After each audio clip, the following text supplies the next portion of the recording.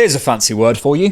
Diacritic. I learnt it recently to make myself sound clever. It's a sign which, when written above or below a letter, indicates a difference in pronunciation from the same letter when unmarked. For example, Mesut Ozil had a diacritic above his name, an umlaut. And I think, when seeing another funnily written, monocled, creative midfielder in the shape of Martin Ødegaard signing in January of 2021, the same January Mesut left, many English fans cast him in the same bracket. But, my friends, Martin Ødegaard could not be more different than Mesut Ozil. I mean, he could, he's literally a footballer, but you know what I mean. I've seen some replacement theory about Ødegaard recently from some fans. So-and-so's coming for him, he needs to be dropped. So I wanted to defend him, as I think there's a discussion to be had around it. However, I have noticed some numbers that, when researching this, made me sit up and think. There is, on the surface of it, a bit of a worrying trend. Small sample size, caveat as always so early in the season, but the data are telling us this. Ødegaard's non-penalty XG per 90 was going up year on year until this point. From 0.07 per 90 in 2021, up to 0.16 the following season, up to 0.29 per 90 last season. It's now down at 0.13 per 90 so far this season. Additionally, his expected assist numbers have also dropped down from their fairly consistent rate over the last couple of seasons, 0.21 per 90, 0.20 per 90, and 0.23 per 90 last season, down to 0.08 per 90 this season. Potentially worrying, but I think explainable. Before I get into Ødegaard's role more specifically, I don't think we can divorce this from the overall structural creation issues we're having as a team. In this video for Different Knock members, available on a free trial on Patreon, I spoke about one of the reasons why I believe Arsenal are having problems with chance creation this season, and that's the lack of central access. Arsenal are actually in the bottom half for non-penalty XG and XA so far this season, below West Ham, United, and Everton.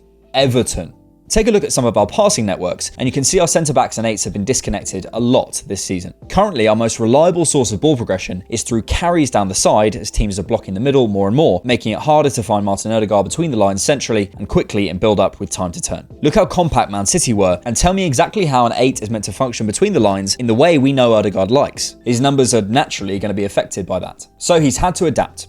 And I think he has. I think Martin Ødegaard is now Mikel Arteta's Swiss Army knife. He may not have moved from that right-hand half space on paper, but subtler tweaks in-game and between games make him a very useful tool to have at Mikel's disposal for this more adaptable, dependable, resilient, out-of-possession Arsenal we're seeing so far this season. We know Ødegaard has been one of Arsenal's most important players off the ball in terms of coordinating our press in the last 18 months or so, but he's now actually getting involved in more of the dirty work than ever before. His tackle and interception numbers have jumped up from last season, doubling in fact, going from 1.21 per 90 last season to 2.41 per 90 so far this season. And remember, that's all while Arsenal are having more of the ball, i.e. less chances to make tackles and interceptions. In terms of a clue of where he's doing that work, his final third tackles have gone up and his middle third tackles have nearly quadrupled from last season, going from 0.4 per 90 last season to 1.39 per 90. He's winning it for us high up the pitch more than ever before. Whatever you think, you can't ignore that kind of swing. There's something going on here. Possibly you could argue that he's picked up the mantle from Xhaka, now Havertz or Vieira are in the team, but Havertz actually has comparable numbers to Xhaka defensively,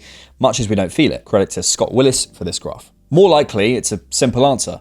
Arteta is asking him to contribute more defensively. Arsenal's off-ball performances have been fantastic, and I think this is partly why. He's able to ask for that, however, because I actually think Arteta sees Havertz as the 8 he now wants closer to goal, affecting play higher up, where Havertz can drift into the box, play the wall passes, and do all the other things that we're really happy Kai Havertz is doing for us, right guys? Yeah? Maybe he's happy for Ødegaard to drop a little more as he's becoming more effective in the battle as he matures, whereas the dynamic with Xhaka might have been the inverse. So, he's adding more off the ball. But how else has he adapted? Well, he's still, of course, trying to affect the game in the right half space, but when you look at the position maps, and also use your eyes, because not everything can be quantified, you absolute nerds, you'll see subtle differences, as mentioned. Against Tottenham, Ødegaard was sat on the last line a lot more. Anyone's guess as to why. My best guess is that Arteta wanted him round the back of Udogie to give Saka space to run into inside, but other theories exist, I'm sure. Against Bournemouth, Ødegaard was asked to link the defence and attack a lot more and drive through the midfield. I I love him in this role.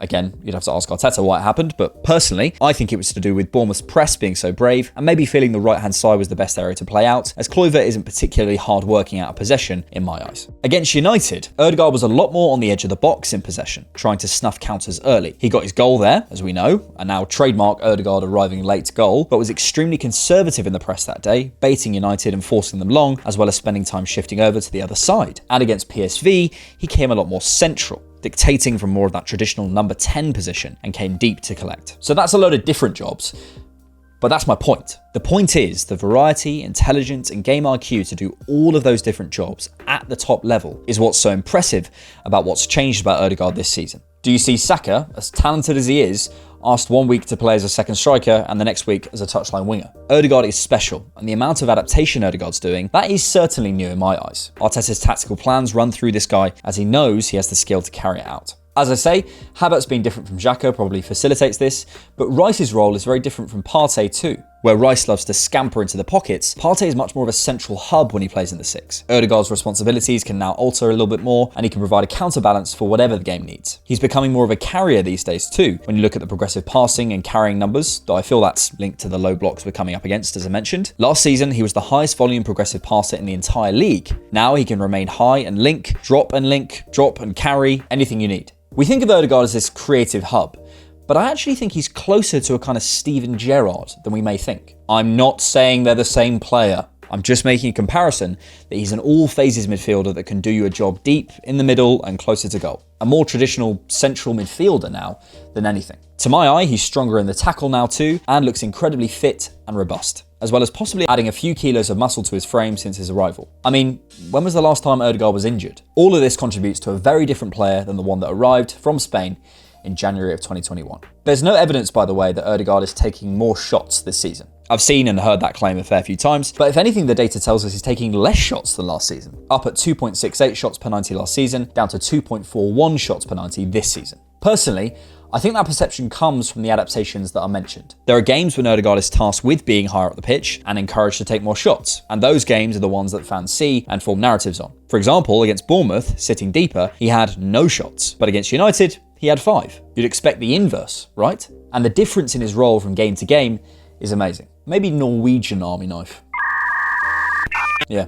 That all said, I don't think he's been at his best from an attacking perspective so far this season. But it's been 8 games and he's still got 4 goals and assists. This time last year, he had 3 goals and assists in 9 games. So even if his expected numbers have fallen off and everyone's annoyed at him for shooting too much, even though he literally isn't, he's still delivering, despite the other things he's being asked to do more often. So maybe that tells us something else.